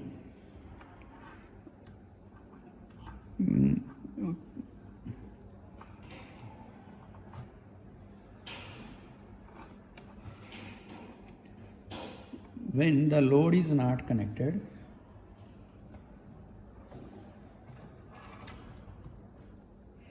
okay, when the resistor values are 0, I am not connecting any loads, the resistors are not connected, okay, the RL value is 0, the no load voltage is 2.15. Okay, so I am to measure the no load voltage, I am keeping this multimeter in the DC position.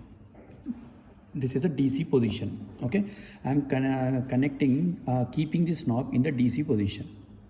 Okay, now we will, by taking the loads, we will measure VAC as well as the VDC. Now I am increasing the this load resistance to 1 kilo ohm, 0 to 1 kilo ohm. I am taking the load.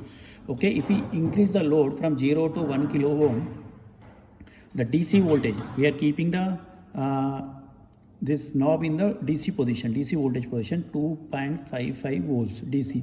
Now at the output, if you want the AC voltage also, because the ripples are present, AC voltage is 5.4 volts. Okay, now again I am increasing the load resistance from 1 kilo ohm to 2 kilo ohm. To the AC voltage we are getting 5.5 volts. Now I am changing the knob position to DC.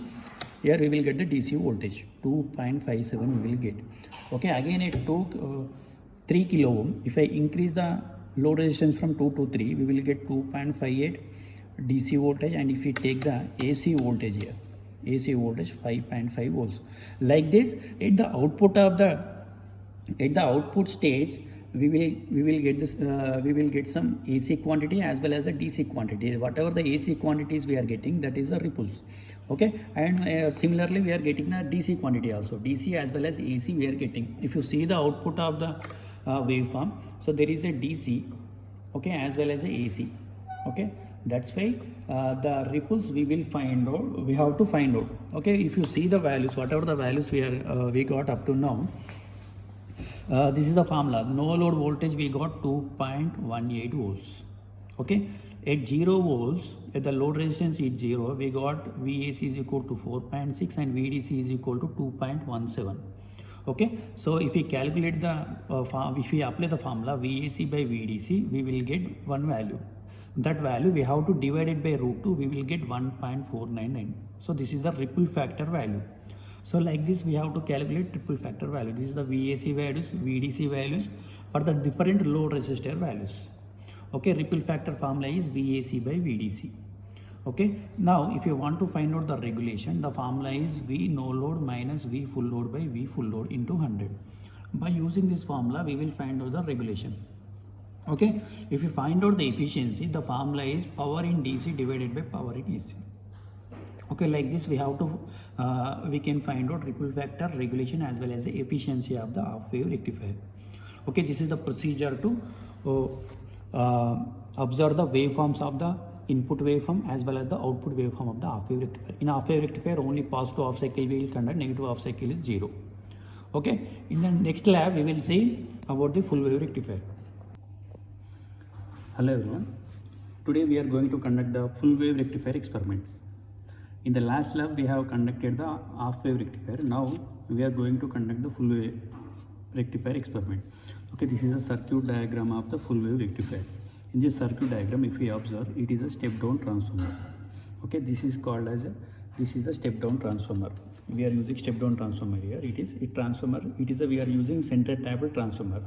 Okay, first of all it is a step down transformer, and that too it is a center tapped transformer. Center tapped transformer is having the 3 terminals, 1, 2, 3. Okay, now if you see the circuit diagram again, first one is a transformer. After that there are 2 diodes we are using, D1 and D2.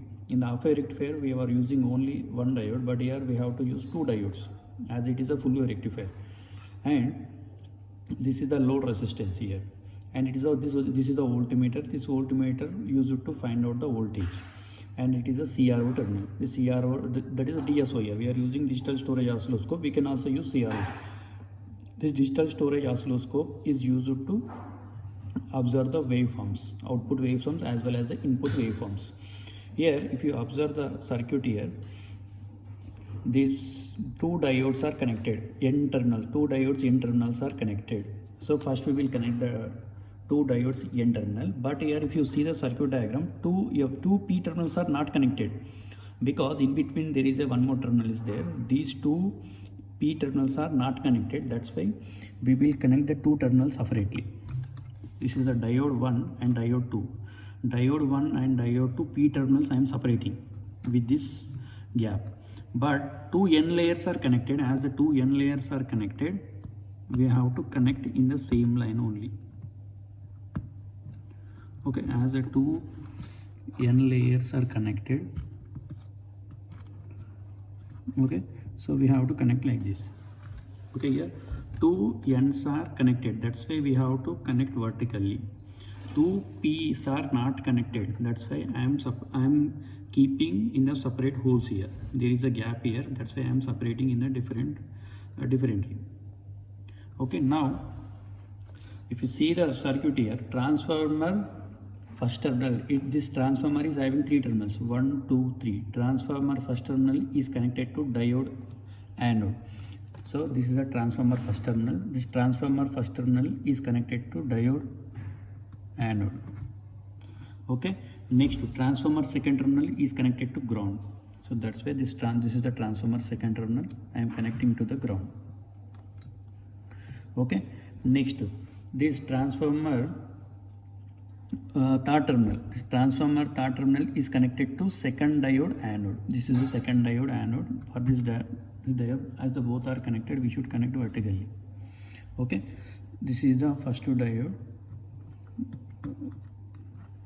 Okay, so this left side part totally completed. Next, if you see the right side here, for this junction point, as these both are connected, we are connecting vertically. For these two terminals, 1, 2, 3 terminals are connected. What are those?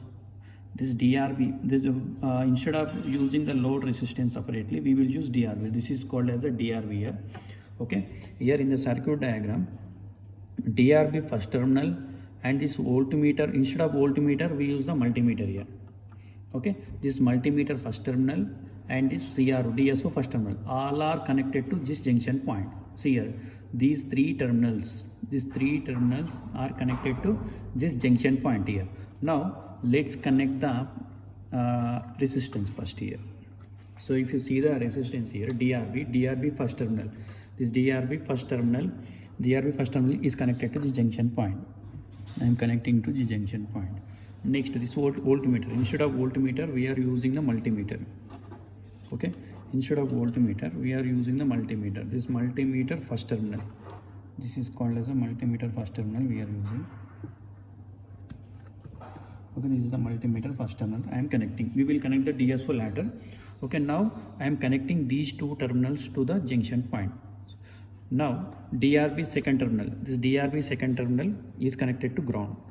This DRB second terminal is connected to ground. DRB second terminal is connected to ground. And next, this multimeter, instead of voltmeter, we are using the multimeter. This multimeter second terminal is connected to ground. So this is the multimeter second terminal. This multimeter second terminal is connected to ground. Okay, this is the circuit diagram. This is a circuit diagram, and for this circuit diagram, this is the connection. Okay, so if you observe here, this is the transformer. The transformer secondary winding is having three terminals, 1, 2, 3. Transformer first terminal is connected to first diode anode, and the transformer second terminal is connected to ground, and the transformer third terminal is connected to second diode positive, that is anode, and the two cathodes are connected. That's why we will connected in the junction. For this junction point, DRB first terminal, this multimeter first terminal both are connected, and this DRB second terminal is connected to ground, and the multimeter second terminal is connected to ground. Now let's switch on the supply. If you switch on the supply here, okay, now if you switch on the supply, now let's see the input first. Now if you see the input here, so we will observe the input on the DSO, digital storage oscilloscope. If you observe the DSO here, Now here we observe the DSO.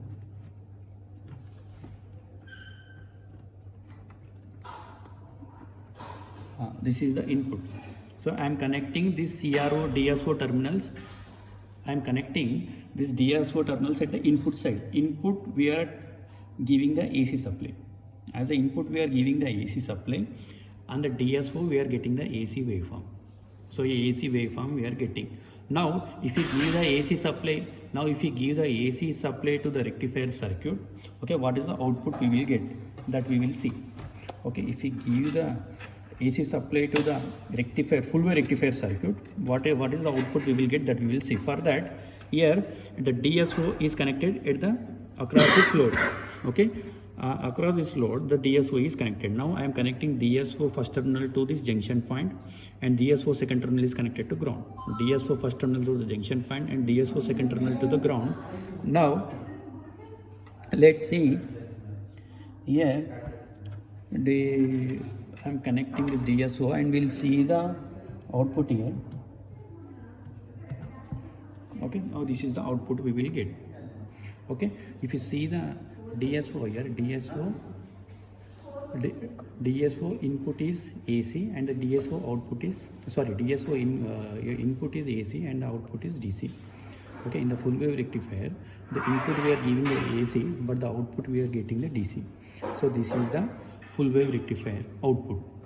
Okay, this is about the full wave rectifier experiment. If you see the waveforms on the DSO, the waveforms are looking like this. So here two cycles are conducting. It is a positive half cycle and it is a negative half cycle. Okay, both the cycles are conducting.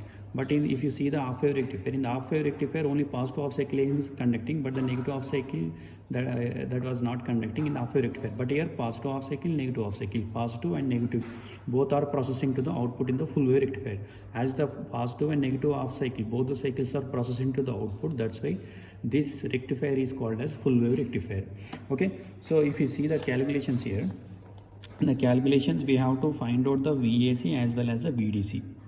Okay, so VAC, VDC we will find out by using a multimeter, and the ripple factor we will find out by using this formula.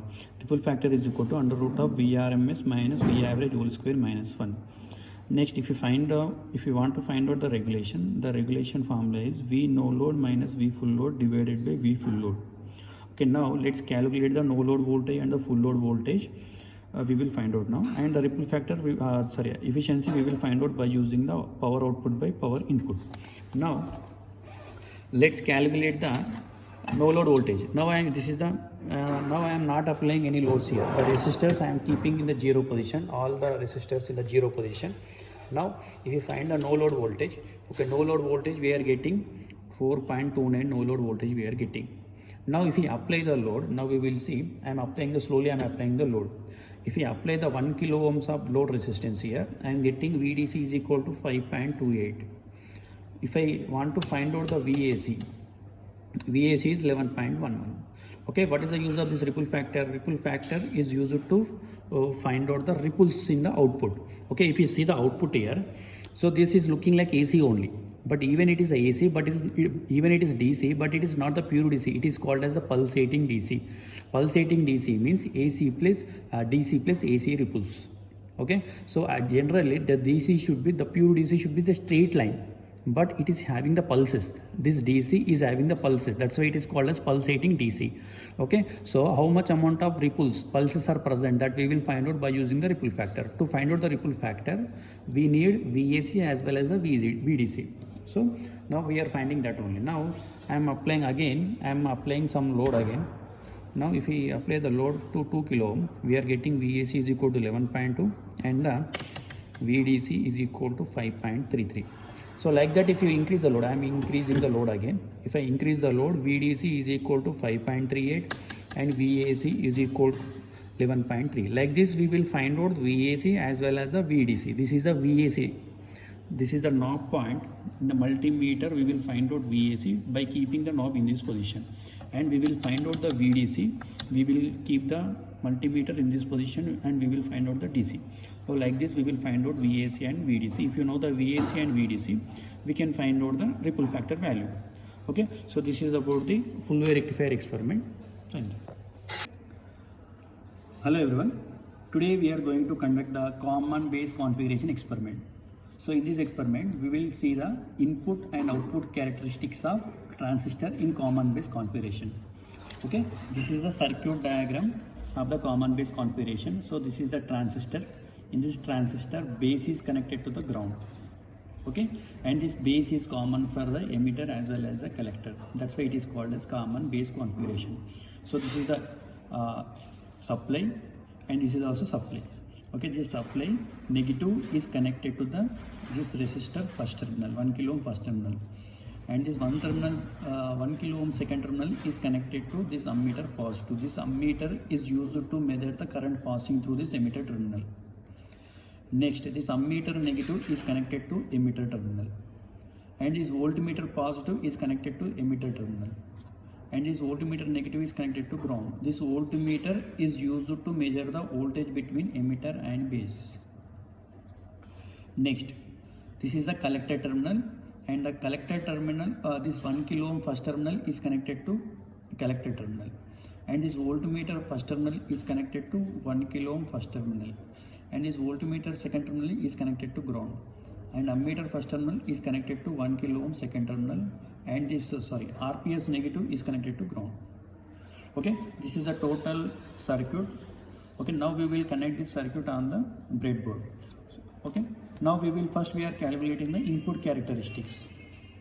Okay, these input characteristics are drawn between input current and the input voltage at constant output voltage.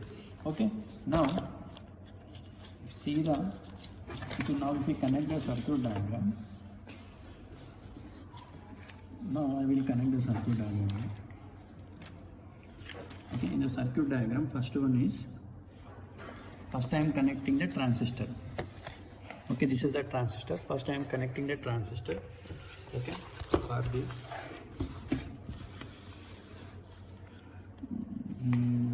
Now transistor base is connected to ground. Okay, now I will connect the transistor base to the ground. This is the base of the transistor. This transistor is having the 3 terminals. This is the emitter terminal, and it is the base terminal, and it is the collector terminal. Now base is connected to the ground as it is a common base configuration.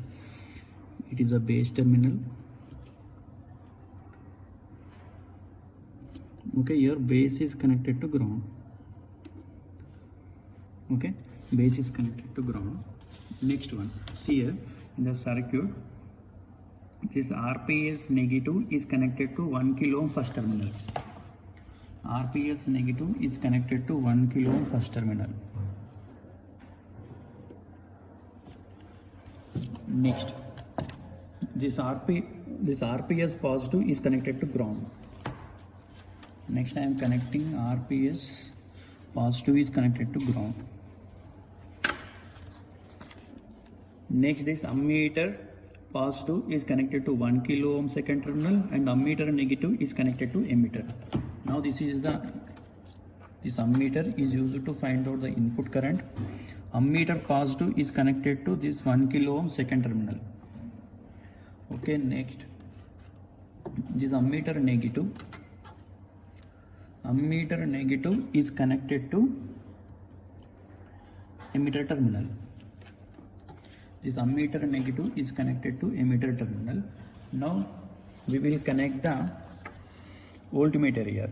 This voltmeter positive is connected to emitter terminal. Voltmeter negative is connected to ground. Voltmeter positive is connected to emitter terminal. Okay, this voltmeter negative is connected to ground terminal. Okay, now ammeter and the voltmeter connection, and this channel 1 RPS is connected. Now we will connect the right side of the circuit here. In the right side, first we will connect the RPS and 1 kilo ohm resistor and the voltmeter. Here this voltmeter positive is connected to 1 kilo ohm second terminal. This voltmeter positive is connected to 1 kilo ohm second terminal.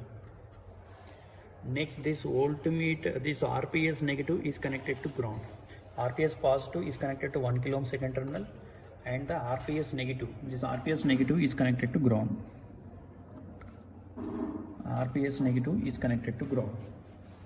Okay. Next, 1 kilo ohm first terminal is connected to collector. Here, this is a 1 kilo ohm first terminal. I am connecting to the collector here. Collector terminal. We should connect vertically here. Okay. Now we will connect voltmeter. Voltmeter positive is connected to collector. Voltmeter negative is connected to ground.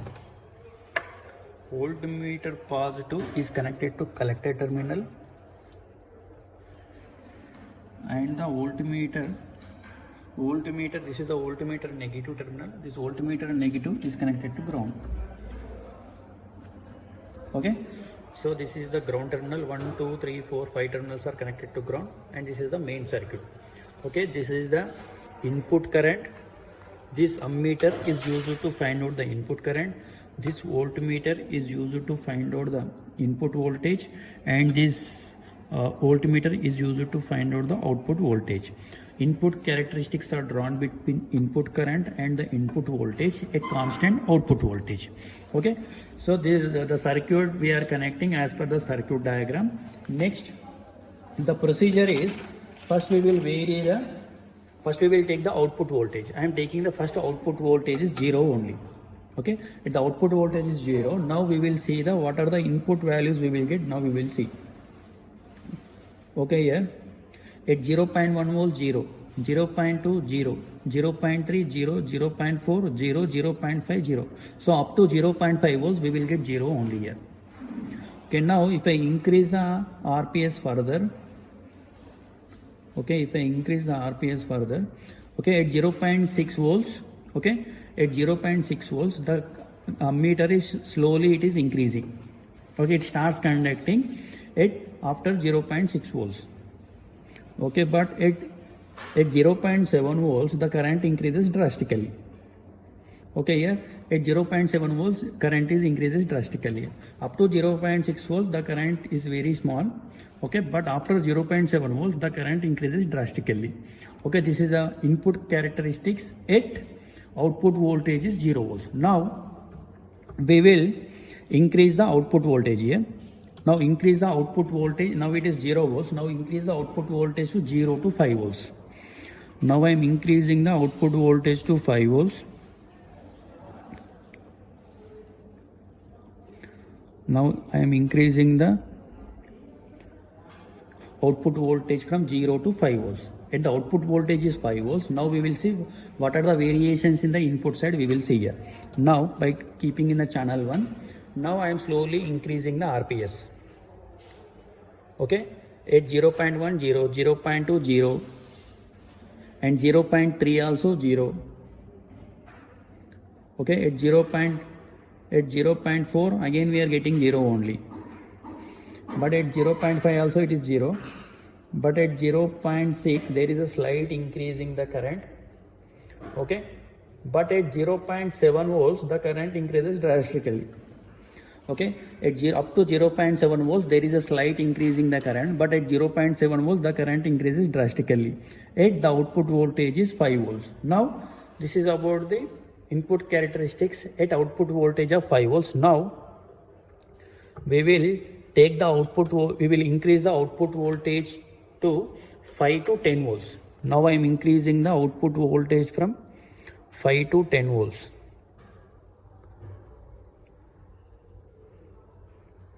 Okay, now I am taking the output voltage is 10 volts. Okay, at output voltage is 10 volts constant. Now we will see what are the variations we will get at the input side. Okay, here 0.1 0, 0.2 0, at 0.3 also 0, and 0.4 0, 0.5 is also 0. At 0.6 there is a slight increasing. Okay, but if we take the 0.7 volts, at 0.7 volts of the input voltage, but the current increases drastically. Suddenly the current is increases. Up to 0.6 volts there is no conduction. Okay, at input voltage of 0.6 volts there is a slight increase in the current, but if you take the 0.7 volts the current increases drastically. So these are the input characteristics at output voltage of 5 volts and the 0 volts, and next time we are taking the output voltage is 5 volts. Next case we are taking the output voltage is 10 volts. Okay, now we'll see the output characteristic. This is about the input characteristics. If you see the calculations here, so these are the calculations we will get. Okay, at input voltage, output voltage is 0 constant, and the output voltage is 5 volts constant, and the output voltage is 10 volts constant. So see here, up to 0.76 volts there is a slight increasing. At 0.7 volts there is a drastically it is increasing. At the output voltage of the 5 volts constant, up to 0.6 volts there is a slight increasing, but after 0.7 the current increases drastically. At 10 volts also same, after 0.7 the current increasing drastically. So this is about the input characteristics. Now let's see the output characteristics. Now we'll see the output characteristics of the common base configuration. In the output characteristics, the connections are same as input only, but here we will connect one ammeter. Okay, here also at output side one ammeter is used to find out the current, and this is the voltmeter. Okay, just extra we are removing this voltmeter and we are connecting one ammeter here. Ammeter positive is connected to collector, and ammeter negative and this voltmeter positive is connected to 1 kilo ohm first terminal, and the voltmeter negative is connected to ground. Okay, this RPS positive is connected to ground and RPS negative is connected to ground, and the remaining circuit is same as input characteristics only. Now if you see the connections here, you see the connections, these are the connections here. Your base is connected to ground, it is the input side, it is the output side. Okay, this ammeter is used to find out the input current, this voltmeter is used to find out the output voltage, and this current is used to find out the output current. Okay, here now the first step is the output characteristics are drawn between output voltage and the output current at constant input current. Now I am taking the input current is equal to 2 milliamps, constant current I am taking. Okay, here if we take the, now I am taking the input current is equal to 2 milliamps I am taking, constant current. At 2 milliamps of constant current input, now we will see what are the variations we will get the output we will see. Okay, I am increasing the RPS here, 0.6, 1.5 volts. Okay, at 1.8 we are getting 2 milliamps, and 2.7 2 milliamps, and at 3.7 2 milliamps, and 4.8 and 5 also 2 milliamps. So we are increasing the voltage continuously here. Input voltage, we are by using the RPS we are increasing the output voltage continuously, but output current here not changing. Output current is constant. Okay, for the different output voltages, but output current is constant at 2 milliamps. I am increasing the further RPS. So if I take 6.7 also, there is no change in the output current. So up to 2 milliamps there is a slight variation. After 2 milliamps there is no change in the output current. Output current is constant after 2 milliamps. Now we will take the input current is equal to 4 milliamps. Now I am from 2 to 4, I am increasing the input current to 2 to 4. Okay, input current is 4 milliamps. Now if the input current is constant at 4 milliamps, now we will see what are the variations we will get the output here. Okay, here the output current is increasing. Okay, with increasing the output voltage, the output current is also increasing slightly. But after reaching the 4 milliamps, okay, the output voltage is changing continuously, but there is no change in the output current. If you take 3, also 4 only. If you take the output voltage is 4, the output current is 4 milliamps only. If you take 5, it is 4 milliamps only. If you take 6, 4 milliamps only. If you take 7 also, there is no change in the current here, output current. Okay, we are getting the output voltage, we are varying the output voltage continuously, but there is no change in the output current. Up to 4 milliamps there is a slight increasing, but after 4 there is no change here. 4 milliamps is a constant. Now we will take the input current, now it is 4 milliamps. Now we will increase from 4 to 6. Okay, now I am increasing the input current from 4 to 6. Okay, now I am taking the input current is equal to 6. Okay, now input current I am taking the 6 milliamps. Okay, now we will see what are the variations we will get at our output. I am slowly increasing the RPS. With the voltage value, there is a change in the current here. Okay, at 0.7, 2 milliamps. Okay, the output voltage up. At the output voltage up 2.5, the 6 milliamps. Okay, at 4.2, 6 milliamp. 6.5, 6 milliamp. 10, 6 milliamps. Okay, so we are increasing the RPS continuously. The voltage, the output voltage is changing, but there is no change in the output current here.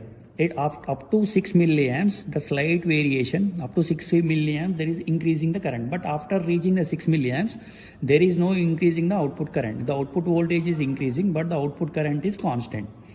Okay, so these are the values we will get if you take the 2 milliamps and the 2 milliamps is the input current constant, but these are the values we are getting. 2 milliamps is a constant, but there is an increase in the output voltage. If you take the input current is equal to 4 milliamps constant, okay, up to 4 there is a slight increasing. After 4, current is constant output current, but there is a change in the output voltage. Here also same. Input current is equal to 6 milliamps. The output current is up to 6 milliamps. There is a slight increasing. After that, there is no change here. 6 milliamps is a constant, but there is a change in the output voltage. Okay, these are the input and output characteristics. If you see the graph, okay, so this is the graph we will get. If you see the model graph here, the input characteristics graph we will get. Okay, up to 0.6 there is no conduction. After 0.6 and 0.7 there is a conduction here. There is a increasing the input current. Now here if you see the output characteristics, so here there is a increasing the current. After that, after reaching the some point, the current is constant. Okay, these are the input and output characteristics of common base configuration. Hello everyone, today we are going to conduct the common emitter configuration experiment. Here in this experiment we are going to observe input and output characteristics of transistor in common emitter configuration. Okay, this is the circuit diagram of common emitter configuration. So this is the input to find the input characteristics. We are using this diagram. So in this is called as a transistor. Okay, so this transistor emitter terminal is connected to ground. As you know, transistor is having the 3 terminals. In this, emitter is connected to ground, as it is a common emitter configuration, and it is a base terminal and it is a collector terminal. This voltmeter is used to find the voltage between base and emitter. Next, this ammeter is used to find the current passing through this base. That is the base current we will find out by using this ammeter. And this is a resistor. This resistor we are connecting in series with the RPS. This is the RPS positive terminal and the negative terminal. Okay, next here if you see the right side here, it is a collector terminal. Okay, this voltmeter is used to find out the voltage between collector and the emitter. And this is the resistor and it is the supply voltage. Okay, now if you see the connection here, voltmeter. So before that we will see how the transistor is. So this is the transistor. Okay, as you know, the transistor is having the 3 terminals. Okay, so here if you observe this knob, okay, besides this knob there is a terminal. The terminal is called as emitter. Okay, besides this knob there is a terminal. The terminal is called as a emitter. Okay, now for this terminal, at the middle one more terminal is there, that is called as a base, and this terminal is a collector. This is the emitter terminal and it is a base terminal and it is a collector terminal. As it is a common emitter configuration, emitter is connected to ground. Okay, here if you see the circuit connection here, this is called as a base. Okay, and this right side is called as a collector and it is the emitter terminal. Okay, for this emitter terminal, as a terminal length is very small, I am using one wire, okay, to the ground. Okay, here emitter terminal is connected to the ground. This is the base terminal and it is a collector terminal, and this middle one is emitter terminal. Emitter is connected to the ground. Okay, next in the circuit, next one is voltmeter positive is connected to base terminal. So this is the voltmeter positive. Voltmeter positive, I am connecting to the base terminal. Voltmeter positive is connected to base. Next, voltmeter negative is connected to ground. Okay, here this is the voltmeter negative. This voltmeter negative I am connecting to the ground here. Voltmeter negative is connected to ground. Next, I am connecting the ammeter. Ammeter negative is connected to base and ammeter positive is connected to 1 kilo ohm second terminal. Okay, this is called as ammeter. Okay, this ammeter positive is connected to this resistor second terminal, and the ammeter negative is connected to base terminal. Okay, ammeter negative is connected to base. Okay, next, this total connection is completed. Ammeter, voltmeter and the resistor. Now we will give the supply. RPS positive is connected to this resistor first terminal, and this RPS positive is connected to this resistor first terminal. Okay, next, RPS negative is connected to ground. This is RPS negative. RPS negative we are connecting to the ground. Okay, next, right, this left side circuit is connected. Now we will connect the right side. The right side, this voltmeter positive and this 1 kilo ohm are connected to collector. Okay, this voltmeter positive, this resistor first terminal I am connecting to the collector terminal. Okay, collector terminal. For this collector terminal we should connect vertically. Next, this voltmeter positive also we have to connect the vertical to this collector. I am connecting voltmeter positive to the collector terminal only vertically. Next, voltmeter negative is connected to ground. Voltmeter negative I am connecting to the ground. Next, if this voltmeter connection is also completed, now we have to connect the RPS. RPS positive is connected to this resistor second terminal, and the RPS negative is connected to ground. Okay, now I am connecting RPS positive is connected to 1 kilo ohm second terminal. 1 kilo ohm second terminal, and this RPS negative is connected to ground. RPS negative is connected to ground. Okay, this is the total circuit connection. Here all the ground terminals are connected either upwards or downwards. That too either 1, 2, 3, 4, 5 terminals are in these 5 terminals. I am connecting in this 5. That too upside I am connecting. This is the total circuit connection of the input characteristics. So if you see the in the common emitter configuration, input voltage is VBE and the input current is IB, output voltage is VCE and output current is IC, collector current. So if you see the input characteristics are drawn between input voltage and the input current at constant output voltage. Okay, initially we have to take the output voltage is 0 and again 3 volts and after that 6 volts. Okay, now this is the total circuit connection. For this is the output voltage. For this is the output voltage. For this output voltage I am taking the 0 volts. It is in the 0. Now we will vary the input here. Now for this, if I vary the input at 0.1 volts, 0 volts. At the voltage of 0.1, the current we are getting is 0 only. Now at 0.2 volts we are getting the 0, and 0.3 volts 0, 0.4 volts 0, and 0.5 volts almost it is 0, but we are getting 0.03 and like that. 0.6 volts, 0.16 something we are getting. Now if we increase the voltage up to 0.7 volts, the current increases drastically here. Okay, at 0.7 volts the current increases drastically. Up to 0.6 volts there is no conduction here. After 0.6 volts the input current is increases. Okay, this is the microamp, this is the base current. Okay, now I am taking the output voltage to, I am increasing the output voltage to 3 volts here. Now I am increasing the output voltage I am taking, output voltage is constant.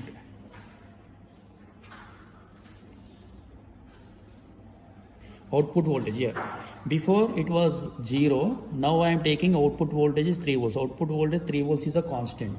Okay, if the output voltage is 3 volts, now we'll see the input characteristics here. So here at 0.1, 0.1, 0, 0.2, 0, 0.3 also 0, and 0.4, 0, 0.5, 0, 0.6, there is a slight increasing 0.06 and like that, 0.14, 0.20 and like that. If you increase the again the supply voltage at 0.7, the current increases drastically here. At 0. Up to 0.7 volts, okay, there is no conduction, but after 0.7 the current increases drastically. So this is at output voltage 3 volts. Now I am increasing the output voltage from 3 to 6 volts. I am increasing the output voltage from 3 to 6 volts. This 6 volts is a constant. I am keeping the output voltage is constant. And now let's see what will happen at the input side. At 0.3 volts, 0, 0.3, 0, 0.4, 0, 0.5, 0. At 0.6 there is a slight increasing. Okay, so if you increase the voltage at 0.7 volts, the current increases drastically. Up to 0.7 volts there is no conduction. At 0.7 volts the current increases drastically. Okay, these are the characteristics of input characteristics. If you see the graph here, if you observe the graph, the input characteristics graph we will get like this. Okay, the input characteristics graph we will get, okay, for the 3 different voltages, 0 volts, 3 volts and 6 volts. Okay, so this is about the input characteristics. So we will get the graph like this. This is the model graph. Okay, so this is about the input characteristics. Now we'll see about the Now we'll conduct the output characteristics experiment now. Before we have calculated already input characteristics, what are the values we got, already we noted down. Now we will see how the output characteristics will be. For this is the circuit diagram for the output characteristics. Here this is the transistor. It is a input. The output characteristics are drawn between output voltage and the output current at constant input current. Here in this input current we will take the constant and we will vary output voltage and the output current. Okay, here VCE is called as output voltage, IC is called as output current, IB is called as the input current. Input current we will take constant and these two values are variable. Okay, now let's see circuit diagram. In the circuit diagram, in the every input whatever the circuit we have connected, the same circuit, but here we will take one ammeter here. Okay, one voltmeter at the output stage and one ammeter at this output side. Okay, these two ammeter and the voltmeter, there is a change in the value, but we will take the constant value at the input side. Okay, output characteristics are drawn between output current and output voltage at constant input current. Input current is a constant value. These two there is a values are variable in the ammeter as well as the voltmeter. Okay, here I am connecting ammeter positive to the 1 kilo ohm first terminal. Instead of ammeter we are using the multimeter here. That is a microamps. That multimeter range we are taking in the microamps.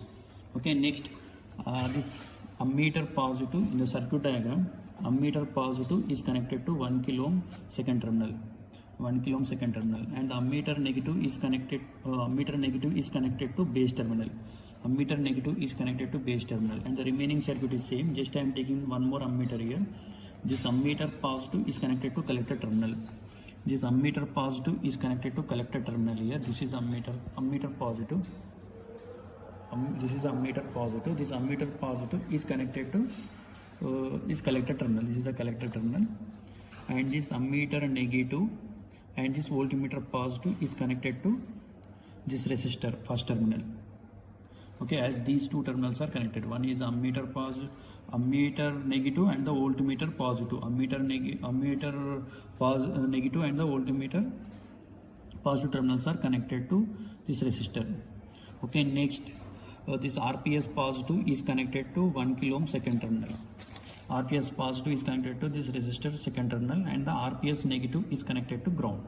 So here just we have to keep the input current is a input current we will take the constant value, and these two meters there is a change in the values in these 2 meters because this is the output current and the output voltage.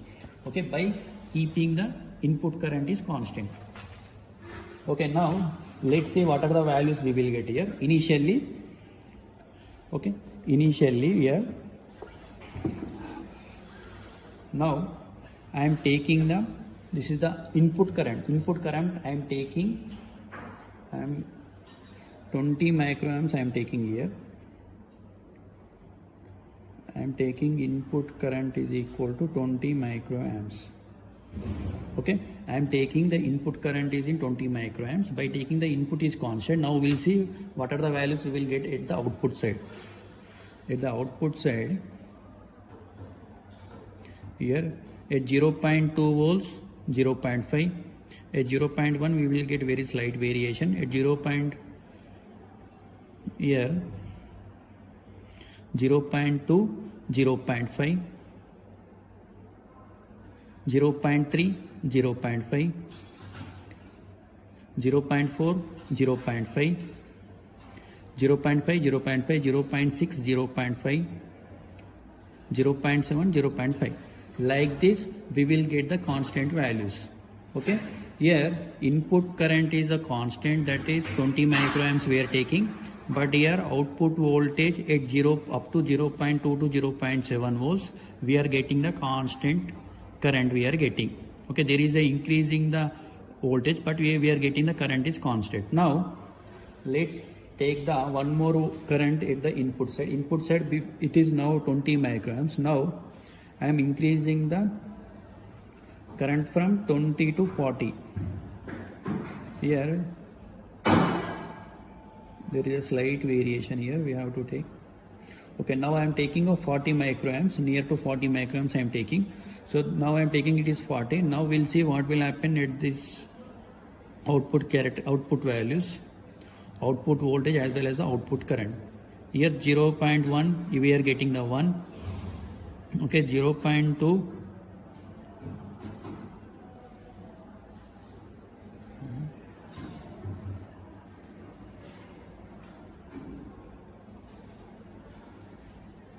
here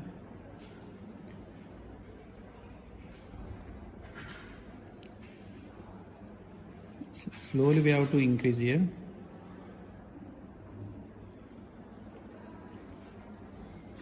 Yeah, current is constant.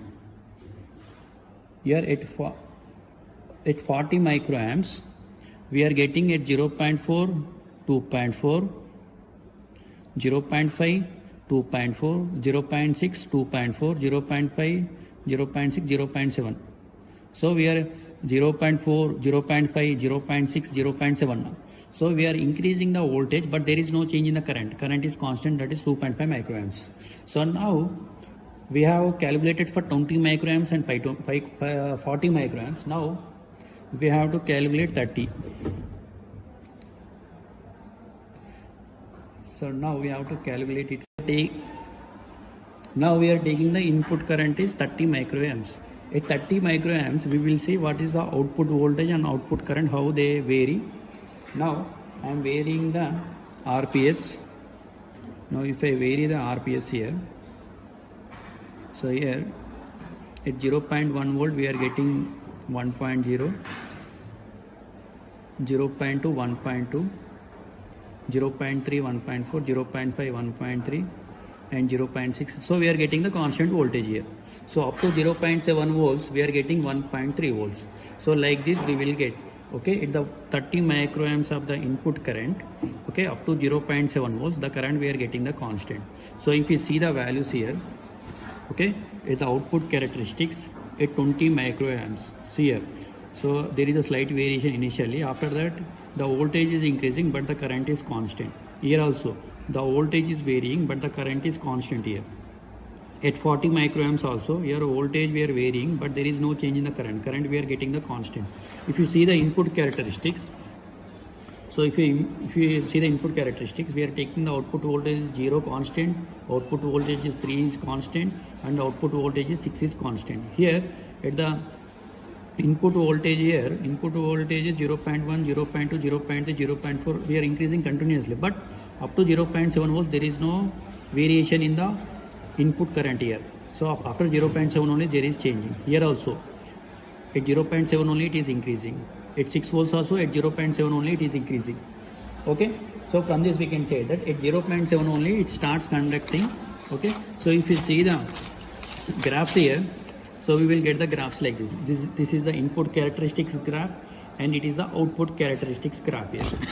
Now if you see the model graph, so this is the model graph. This is the model graph here. Okay, so up to 0.7 volts there is no conduction. After 0.7 volts it starts increasing. Again here, if you change the output voltage here, the input characteristics here, the current is increasing after 0.7 volts. Okay, so if you see the output characteristics here, the current is constant. We are getting the current is constant, but here voltage we are varying, but the current we are getting the constant like this. So these are the output characteristics of the common emitter configuration.